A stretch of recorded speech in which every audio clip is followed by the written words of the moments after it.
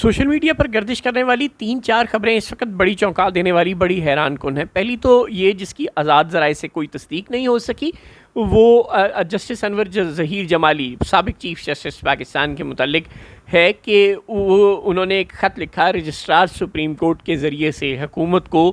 کہ بطور سابق جج میں 2000 یونٹ ماہانہ بجلی کے مفت استعمال کر سکتا ہوں، لیکن مسئلہ یہ ہو گیا کہ میرے گھر تو سولر پینل لگا ہوا ہے، لہٰذا وہ یونٹ جو میں استعمال کر سکتا ہوں 2000 ماہانہ، وہ میں نہیں استعمال کر رہا، اور وہ میرا تو نقصان ہو رہا ہے، پیسے مجھے نہیں مل رہے، لہٰذا سرکار ایسے کرے کہ ان 2000 یونٹ ماہانہ کے عوض ہر مہینے مجھے پیسے دے دیا کرے اتنے بل کے بدلے۔ تو جواباً سرکار نے رجسٹرار کے ذریعے سے جج صاحب کو خط لکھ کر بتایا کہ بھائی بات یہ ہے کہ یہ پالیسی تو ہے کہ ججوں کو 2000 ماہانہ یونٹ ہم بجلی کے فری دیں گے، لیکن یہ پالیسی نہیں ہے کہ اس کے بدلے قیمت بھی دی جائے گی۔ اچھا، اب پہلی بات تو یہ کہ اس خبر کی آزاد ذرائع سے تصدیق نہیں ہو سکی۔ دوسری بات یہ ہے کہ اگر یہ خبر سچی ہے تو یہ چیف جسٹس ہی تھے پاکستان کے کہ کیا تھے جو یہ کہہ رہے ہیں کہ مجھے 2000 یونٹ کے بدلے پیسے دے دو، اور یہ 15-16 لاکھ تو کم از کم ان کی پینشن ہے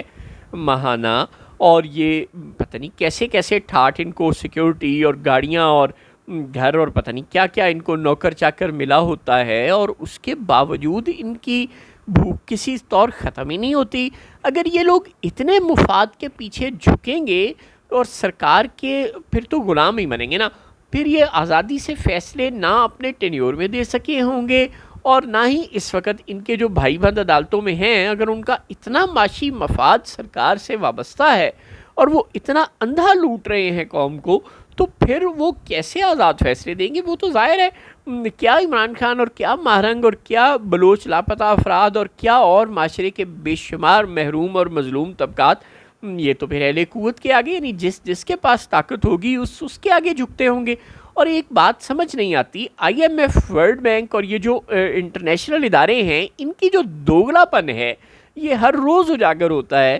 یہ کہتے ہیں کہ 100 یونٹ تک جو لوگ بجلی استعمال کرتے ہیں ماہانہ، ان پر بھی آپ ٹیکس لگائیں، ان کو بھی سبسڈی نہ دیں۔ یہ کہتے ہیں کہ گندم سپورٹ پرائس پہ کسانوں سے نہ خریدیں، لیکن یہ پاکستان کے حکمرانوں کو یہ کیوں نہیں کہتے کہ یار تم ریٹائرڈ ججوں کو بھی 2000 یونٹ بجلی کے مفت دیتے ہو؟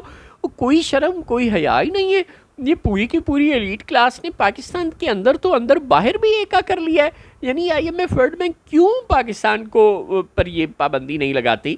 کہ وہ اپنے ریٹائرڈ سرکاری ملازموں کو، ریٹائرڈ جرنیلوں کو اور سابق یہ وزراء مشیران کو اتنا پروٹوکول، اتنی مراعات آخر کس مرتے پر دیتی ہے؟ اور by the way I M F, world bank کو ہم سے کیا لینا دینا؟ انہیں تو میزانیہ برابر چاہیے نا، آپ جیسے بھی کر دیں۔ آپ کہتے ہیں کہ ہم امیروں کو یہ مراعات دے کے غریبوں کا خون چوس لیں گے، یہ پاکستان میں نہیں کچھ ہو سکتا جب تک عوام سڑکوں پر نہیں آئیں گے۔ اگر آپ کو یہ لگتا ہے کہ کبھی بھی یہ طبقہ، چاہے کسی بھی جماعت کی حکومت آ جائے، اگر یہ سب لوگ اتنا مل کر کھاتے ہیں کہ ان کی ریٹائرمنٹ کے بعد بھی انہیں کبھی چیف حاضر سروس چیف جسٹس صاحب خط لکھ دیتے ہیں کہ 3 سیکیورٹی والے دیے جائیں تمام ریٹائرڈ ججوں کو، اور کبھی یہ خبر کہ ریٹائرڈ ججوں تک کو 2-2 ہزار یونٹ بجلی کے مفت مل رہے ہیں۔ حاضر سروس کو بھی کیوں ملتے ہیں؟ جب 25-25، 30-30 لاکھ روپے تنخواہیں ہیں تو پھر یہ بجلی مفت، یہ نوکر چاکر، یہ آخر کیوں؟ کچھ لوگ خون چوس رہے ہیں عوام کا اور باقی لوگ پستے رہیں، مرتے رہیں، سیلابوں میں ڈوبتے رہیں، آخر کیوں؟ یہ کب تک چلے گا سلسلہ؟ بات سمجھ میں بالکل نہیں آتی۔ آرمی چیف گئے کل ملتان، قصور اور ادھر ادھر، اور انہوں نے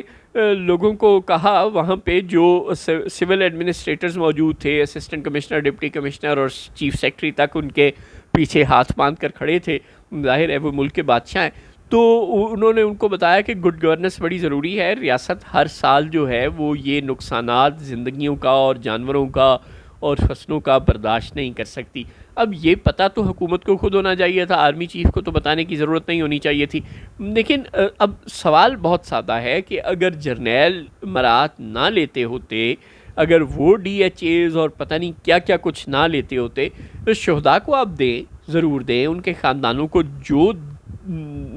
مرضی دیں، جو ہو سکتا ہے دیں، ان کو تو ہمارا سلام ہے، وہ بالکل قوم کے ہیروز ہیں، لیکن یہ جو لوگ جنہوں نے کوئی کچھ نہیں کیا، جن کا واحد ترہ امتیاز یہ ہے کہ انہوں نے قوم پر احسان کر دیا اور فوج میں افسر بھرتی ہو گئے، اور اس کے بعد وہ ہر ڈی ایچ اے میں پلاٹ پہ پلاٹ اور نہ جانے کیا کیا مراد، ایسے ملک کب تک چلے گا؟ چاہے فوجی ہوں، چاہے جج ہوں، چاہے سیاستدان ہوں، یہ سبھی اسی طرح اندھا بانٹے ریوڑیاں اپنے اپنوں میں۔ اچھا، پھر اس خبر سے آگے آ جائیں،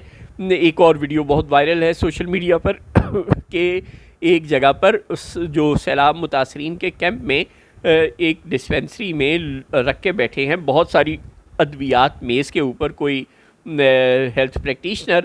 کوئی کمپاؤڈر شمپاؤڈر، کوئی جو بھی وہ ہوگا، اور لوگ چیخ رہے ہیں، چلا رہے ہیں، منتیں کر رہے ہیں کہ حضور آپ کو سرکار نے ملازم بھرتی کر دیا، اب ہم پر احسان کریں، ہم یہ بیماریاں ہیں، یہ نسخے ہیں، یہ ادویات ہمیں دے دیں۔ ان کا تمہیں سمجھ نہیں آتی؟ اے سی صاحب دورے پر آ رہے ہیں، جی ہاں، اے سی صاحب 17ویں گریڈ کے اعلیٰ افسر، کوئی جج نہیں، کوئی جرنیل نہیں، کوئی آرمی چیف نہیں، کوئی وزیر مشیر نہیں، کوئی وزیر اعلیٰ پنجاب نہیں، اے سی صاحب آ رہے ہیں۔ لہٰذا ان کے آنے تک تم لوگ مرتے ہو تو مرتے رہو، کسی کو دوائی نہیں ملے گی، کیونکہ میں نے یہاں دوائیاں سجا کے رکھی ہوئی ہیں نمائش کے لیے، اور اگر میں نے تم سب کو بھوکوں ننگوں کو غریبوں کو یہ دوائیں دے دیں تو میں اسی صاحب کو کیا دکھاؤں گا کہ جناب ہم مریضوں کا کیا علاج کر رہے ہیں، یہ تو ختم ہو جائیں گی، تو پھر میں کیا کروں گا؟ چنانچہ تمہیں تکلیف ہو رہی ہے تو چپ کر کے بیٹھے رہو، جب اے سی صاحب آ جائیں گے دورہ کر کے چلے جائیں گے اور یہ دوائیں وہ دیکھ لیں گے، اس کے بعد تمہیں دوائیں مل سکتی ہیں۔ یہ حال ہو رہا ہے غریبوں کا۔ اچھا، پھر ایک اور ویڈیو سوشل میڈیا پر بہت وائرل ہو رہی ہے جس میں لوگ دکھا رہے ہیں کہ علی پور میں اور اسی ملتان کے دیگر علاقوں میں پاسکو کے گودام، جو خانے وال کی خبر آ رہی تھی اور جو وزیر اعلیٰ صاحبہ اور ان کی جو دونوں مشیران خاص ہیں، عظمہ بی بی اور مریم اورنگزیب صاحبہ، وہ ہمیں بتا رہی تھیں کہ دیکھو ہم نے بڑا کمال کر دیا، خانے وال میں جو پاسکو کے گوداموں میں پڑی گندم ضائع ہوئی تھی تو وہ افسروں کو معطل کر دیا، اور اب پورے ملتان میں جگہ جگہ سے یہ ویڈیوز آ رہی ہیں، علی پور سے خاص طور پہ، کہ جہاں جہاں پاسکو کے فوڈ ڈپارٹمنٹ کے گودام تھے وہ مکمل طور پر پانی میں ڈوب گئے ہیں اور گندم کا بڑا ذخیرہ ضائع ہو گیا ہے۔ چنانچہ آپ لوگ تیار ہو جائیں، اب آٹا بھی مہنگا ہوگا ہی ہوگا۔ اور